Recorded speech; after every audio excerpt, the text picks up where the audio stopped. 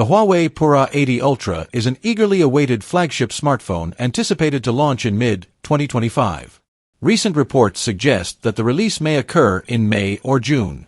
This premium device is rumored to feature a 6.8-inch OLED display with a 120Hz refresh rate and a peak brightness of 2500 nits, delivering vibrant visuals and smooth interactions. Under the hood, it's expected to house the powerful Kirin 9020 processor built on a 7nm process, paired with 16GB of RAM and 512GB of internal storage, ensuring robust performance and ample space for users.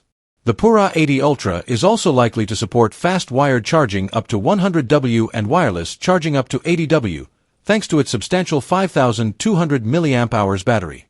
Photography enthusiasts can look forward to a sophisticated triple-camera setup, including a 50MP main sensor with a 1-inch sensor size and variable aperture, a 50MP ultra-wide lens, and a periscope zoom camera with a 1/1.3 sensor. Additionally, the device is expected to feature an optical in-screen fingerprint sensor and carry an IP68 rating for water and dust resistance, enhancing its durability. As the launch date approaches, more details are expected to emerge about this cutting-edge smartphone.